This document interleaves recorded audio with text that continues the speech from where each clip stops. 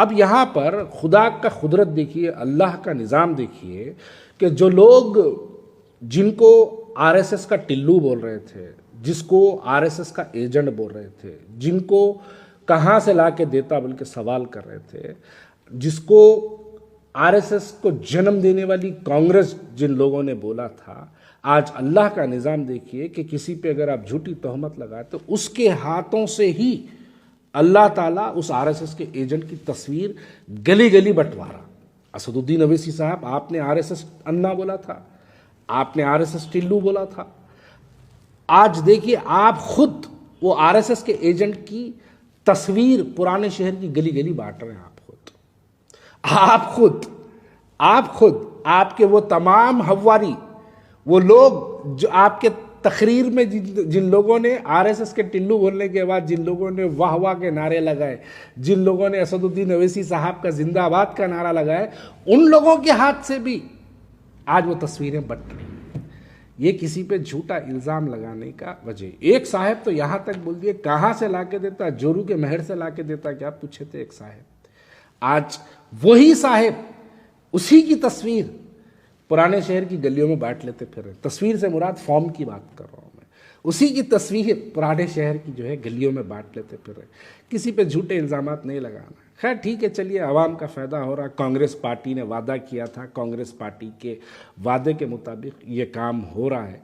लेकिन सबसे हैरत की बात यह है कि जैसे ही प्रजा पालना तेलंगाना कांग्रेस स्कीम का ऐलान हुआ, 6 गारंटीज का जो ऐलान हुआ, राशन कार्डों के लिए हजारों और लाखों की तादाद में हमारी माँ और बहनों को सड़कों पर लाइन लगा के खड़ा हुआ देखना पड़ा। अब मैं एक सवाल करूं तो मेरे सवाल को गलत मानेंगे लोग। 65 साल में आज तक हमारी वो माँ और बहनों के राशन कार्ड क्यों नहीं रहे? अगर नहीं है पुराने शहर के हमारी माँ और बहनों के पास, तो इसके जिम्मेदार कौन है? ये राशन कार्डों की और फॉर्मों की गड़बड़ आपको निज़ामबाद, बोधन, करीमनगर, वरंगल, कामारेड्डी से सुनाई नहीं दे रही। अगर आपको ये राशन कार्डों की और ये फॉर्मों की गड़बड़ अगर कहीं से सुनाई दे रही है, तो वो गड़बड़ सिर्फ और सिर्फ मजलिस इत्तेहादुल मुस्लिमीन के 7 हलकों से सुनाई दे रही है। क्या वजह है इसकी? और अगर हमारी माँ और बहनों के पास अगर राशन कार्ड नहीं है, तो ये राशन कार्ड बनाने की जिम्मेदारी किसकी थी? और जिसकी थी वो 65 साल से राशन कार्ड बनाने तक का भी महदूद रहा।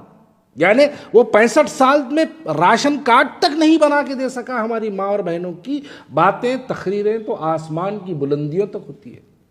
बातें की गई तो ऐसा लगता है कि बस पुराना शहर इस्तांबुल बन गया, पुराना शहर सिंगापुर बन गया, लेकिन हकीकत ये है कि हमारे राशन कार्ड नहीं बने। आप देखिए, यही है। अगर राशन कार्ड नहीं बने तो उसकी जिम्मेदारी किस पे फायद होती है? कौन है जो राशन कार्ड नहीं बनाया? अरे आज एक गवर्नमेंट, कांग्रेस पार्टी ने एक खाली स्कीम का ऐलान किया तो हमारी गुर्बत लाइनों में खड़ी नजर आई। खाली एक स्कीम का ऐलान किया कांग्रेस पार्टी की तरफ से, तो राशन कार्ड नहीं है बोल के हमारी माँ और बहनें बहुत परेशान सड़कों पर नजर आई।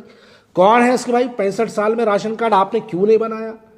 क्यों नहीं बनवाने लगाए आप? फॉर्मों की बिकवरी के बारे में बात चल रही है, फॉर्मा बेच रहे हैं। अरे ये फॉर्मा बेचने वाले कौन है? कौन बेच रहे हैं फॉर्म्स? कौन लगा के दिया इनको ठेका? ये तमाम चीजें हैं भाई। राशन कार्ड अगर किसी का ने नहीं है तो इसकी जिम्मेदारी हमारे पे फायद होती है।